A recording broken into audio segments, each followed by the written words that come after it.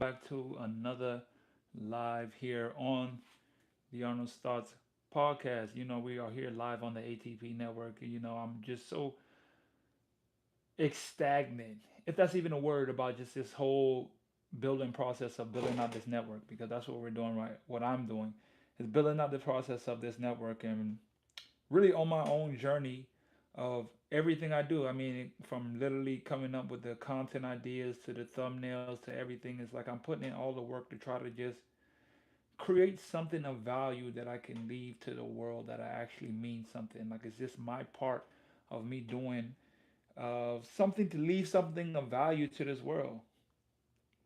Even in this process, even in this process of just getting this live set up, like, most people don't realize what you do behind the scenes to try to give someone some type of value.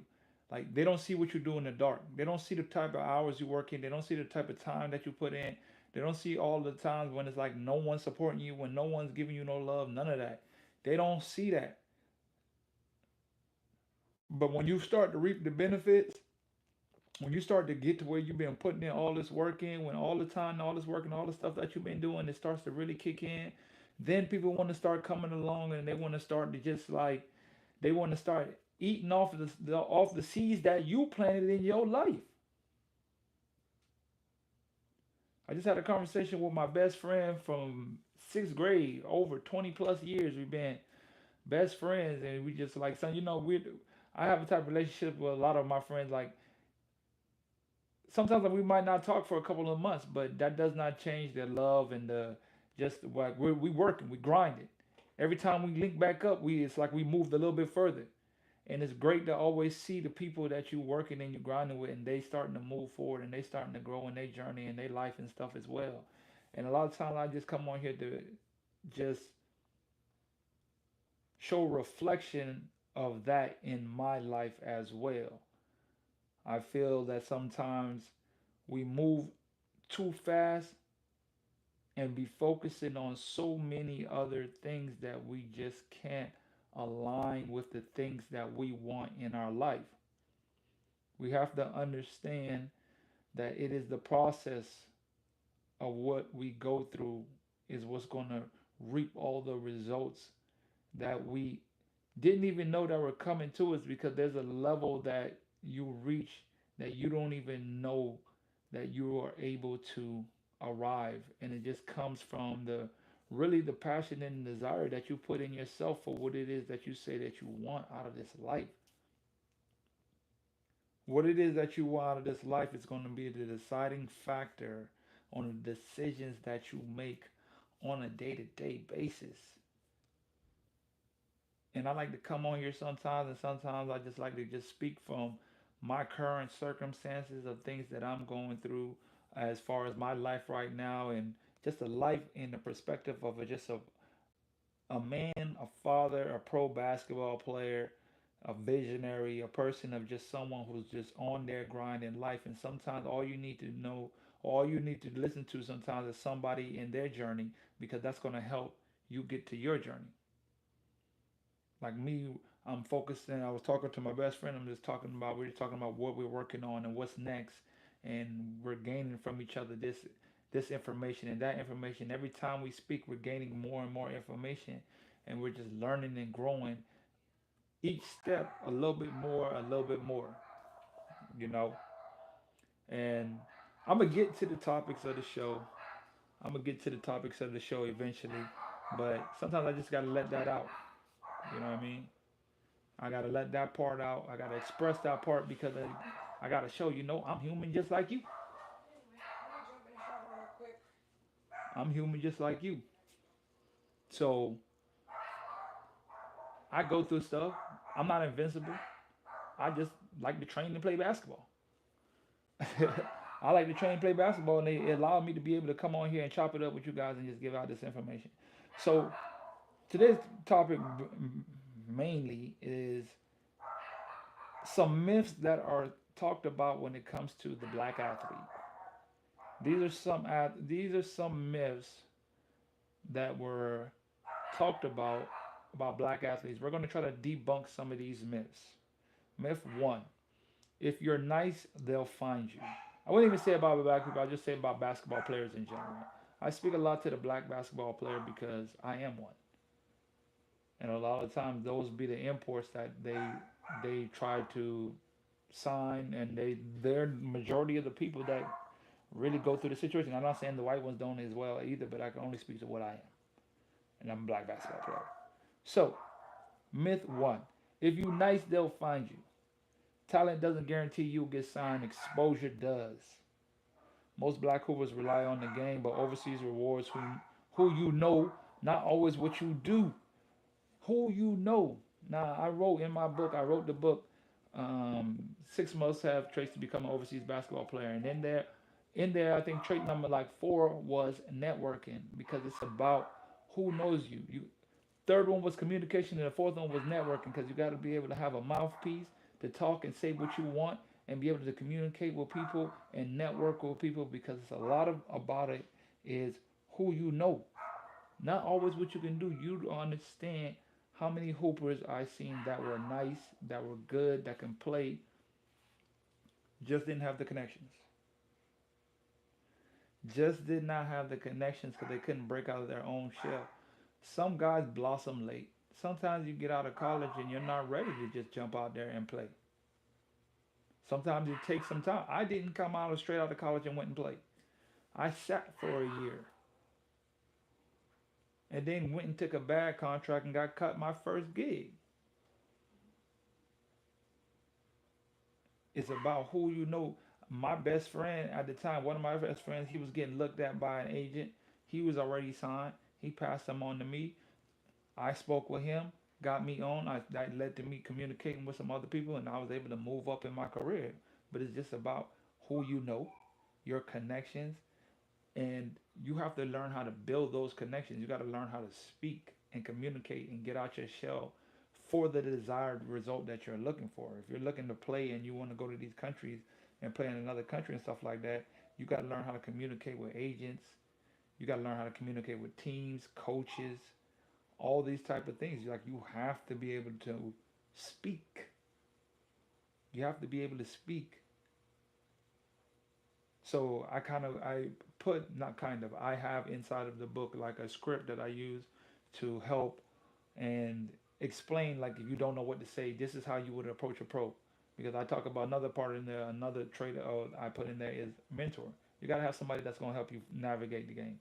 This is why I come on here every day, or for the most part, and try to navigate the game for you guys. First of all, through your mindset, I have to let you understand the mindset that you must have first. I'm trying to help you navigate your mind so you can understand what is necessary for you because you could get to the first gig and the first step and if something go wrong and you ain't never heard about it before and you ain't never been through it before, so then most people don't got another chance. You don't get a second chance if you don't play good your first time. Then you didn't do good, nobody wants you again, so what's the point? You so you have to have some type of guidance. Almost in everything, in every aspect, you must have guidance to help you get to wherever it is. That's why we have teachers. That's why we have coaches. That's why we have these people. There's always someone of a leader role put in front of your life for people to be successful. CEOs, you know, principals, um, just those are why people are put into leadership roles. Is so things the people behind them can follow and have some source of guidance to a required result. In this aspect, we're talking about basketball. You're gonna need a mentor to show you what do you need to do, where you need to go, what you need to avoid, type of contracts you need to have, things you type of countries to stay away from.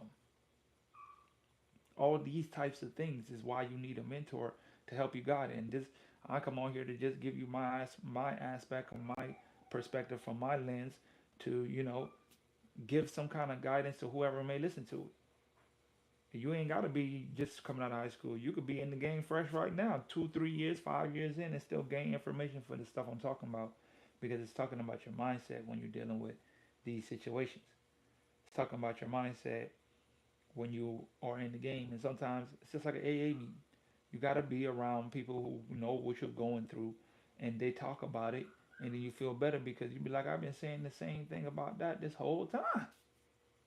This whole time I've been thinking the same thing. I've been feeling the same way about a certain situation this whole time. So you have to be able to communicate because it's about who you know. I wrote, I believe in the book there's a saying that I wrote in there or I got from someone. It was like 6 degrees of separation. It's like you're always 6 people away from exactly who or what you want out of life. So you're not that far. You're 6 degrees of separation, I believe the study is. But it's just basically saying like you're only 6 people away from the exact information or place that you want to be. So you it's up to you to learn how to communicate, to network, to be able to move around, to be able to get to these leagues and teams and whatever it is that you're trying to get to because you're going to need to be able to have communication. You're going to have to be able to network. These are essential. No one is going to do it for you. No one is going to hold your hand and guide you through it, and they'll just come find you because you're nice and you play in LA Fitness and you cook all the guys in LA Fitness and you average 15 points in high school and you went to a I don't know, D3 and you played on a JV team and you're better than the guys and like cause I see it every day now. I go to the gym in LA Fitness because there's one literally 5 minutes from my home. I I got a membership there for about 3 months because I figured I'll be home for about 3 months. So I get a membership and I go and I just go and play because I just love the. I'm trying to really get back into the joy of the game. So I just go and play with guys that are old, young kids. Don't matter. I'm just enjoying being on the court again and remembering this is why I play the game of basketball. I love to play the game of basketball and I enjoy it. Doesn't matter the age group, doesn't matter who it is. I just still love playing the game of basketball and I need to keep feeding that.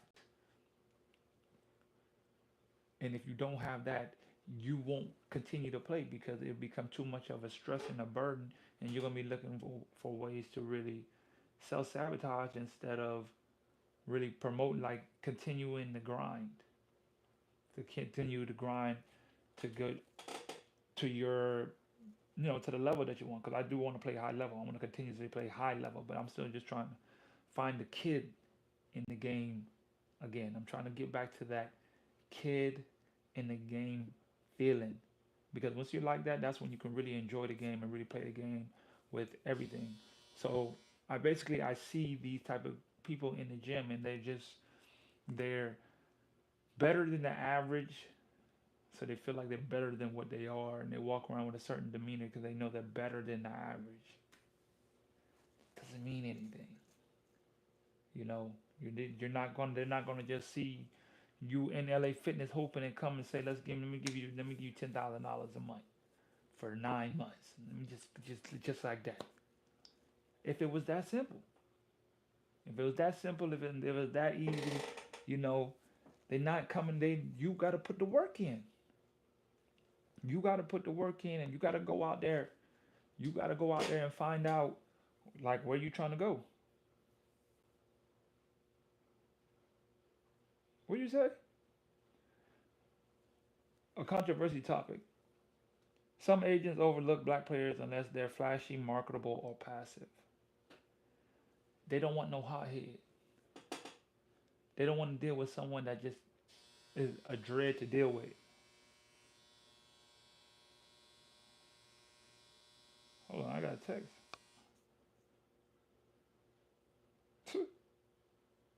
They don't want to deal with someone that's hard to deal with. There was a guy, his name's Brandon Moss. His game, he played overseas, he still plays overseas, matter of fact. But his game is like the perfect marketable game. He has crazy bounce, jumps out the gym. He has his own emote, you know. He has his own emote. Agents and stuff, they love that type of player.